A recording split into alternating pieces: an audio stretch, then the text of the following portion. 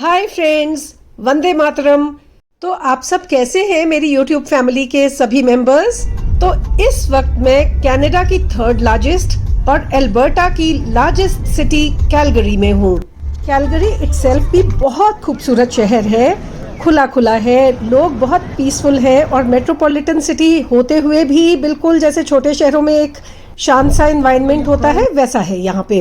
Natural beauty बहुत है और साथ ही आसपास भी बहुत खूबसूरत जगहों से ये घिरा हुआ है। तो चलिए फ्रेंड्स, अब आप सब भी तो मेरी फैमिली हैं, तो इसलिए मैं अब जहाँ जहाँ जाऊंगी आप सबको अपने साथ साथ लेकर चलूंगी।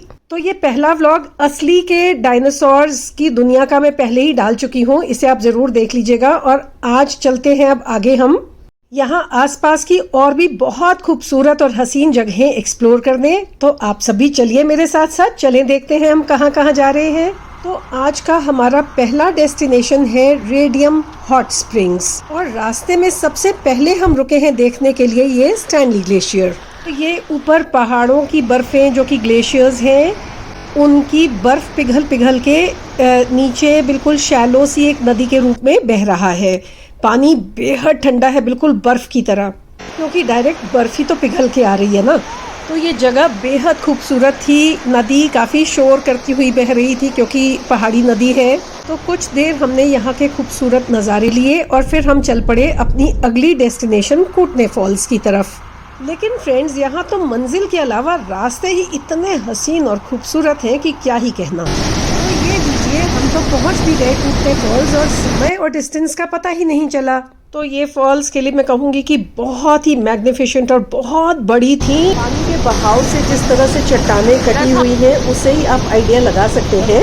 और ये चट्टानें भी बहुत खूबसूरत और बहुत ही कलरफुल सी थी। बहुत मन होते हुए भी हम यहाँ से थोड़ा जल्दी ही निकल चले क्योंकि हमें आगे भी पहुँचना है और ऊपर से यहाँ पे भालुओं का बहुत डर होता है और शाम भी थोड़ी गहरा चुकी थी। हम शाम के 7 बजे कैलगरी से अपने घर से निकले थे, लेकिन यहाँ दिन बहुत बड़े होते हैं गर्मियों में और 9:30 बजे के तो बाद सूरज ही ढलता है। तो हमने भी इसी चीज़ का पूरा फ़ायदा उठाया और पहले ही दिन पूरा रास्ता एंजॉय करते हुए रास्ते में स्पॉट्स देखते दिखाते हम रात के 11:30 बजे तक रेडियम पहुँच गए। रेडियम एक बहुत ही छोटा सा बर्फीले पहाड़ों से घिरा हुआ सुंदर सा शहर है और अपने सल्फर हॉट स्प्रिंग्स के लिए फेमस है। स्टे के लिए होटल्स एंड मोटेल्स मिल जाते हैं। हमने ऑनलाइन बुकिंग रास्ते में ही करवा ली थी। तो यहाँ रास्ते के अंधेरे में हमें पूरा भालू का फैमिली दिखी। ये सामने एक बिल्कुल छोटा सा हिरन बैठा हुआ दिखा। और अगले दिन सुबह फिर हमने थोड़ा बहुत शहर देखा घूम के कि कैसा है, और उसके बाद इस खूबसूरत से छोटे से कैफेटेरिया में जाके हमने ब्रेकफास्ट किया। सुबह के 10 बज चुके थे इसी सब में। तो अब हम चल पड़े हॉट स्प्रिंग्स की तरफ। At the radium hot springs. अभी हम नीचे सल्फर स्प्रिंग्स हैं, वहाँ जा रहे हैं। यहाँ सब कुछ बड़ा ही स्ट्रक्चर्ड सा होता है। तो ये रास्ता है स्प्रिंग्स का, तो चलिए चले। नीचे ठंडी पहाड़ी नदी बह रही है एकदम बर्फीली और ऊपर स्प्रिंग्स है।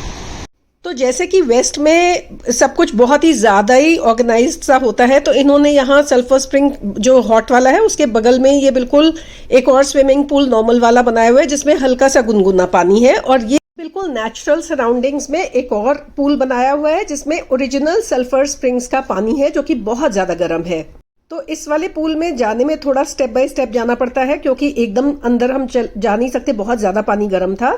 तो यहाँ हमने बहुत एंजॉय किया। नेचुरल सराउंडिंग्स में ये बना हुआ है, बहुत खूबसूरत है और गरम गरम पानी में बहुत ही अच्छा लग रहा था क्योंकि बाहर काफ़ी ठंड थी। हालांकि अभी गर्मियाँ हैं, लेकिन सर्दियों में तो ये चारों तरफ से बर्फों से ढका हुआ होता है। पहले के ज़माने में जो ओरिजिनल एकदम हॉट स्प्रिंग्स थे वो कुछ इस तरह से दिखते थे। तो करीब 12 बजे दोपहर को हम यहाँ से निकल पड़े क्योंकि हमने बैंफ में सबसे फेमस जो लेक लुई है उसकी शटल की ऑलरेडी बुकिंग करवाई हुई थी। तो फ्रेंड्स, अगले वीडियोस में मिलते हैं हम बैंफ के लेक लुई में और जॉनस्टन कैनियन में, जो कि और भी बहुत खूबसूरत डेस्टिनेशंस हैं आज की। तो आज के लिए बस इतना ही। वंदे मातरम।